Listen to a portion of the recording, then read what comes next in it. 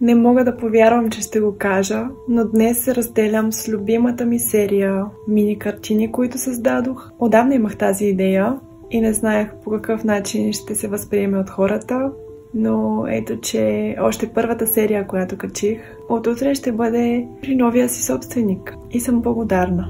Дори да се разделям с тях, точно това ме прави щастлива, защото са оценени. Исках да ви споделя това с вас и да ви покажа кадрите от опаковането им, защото и това са едни такива важни детайли за мен, които искам да бъдат съвършени. Определено съм перфекционист.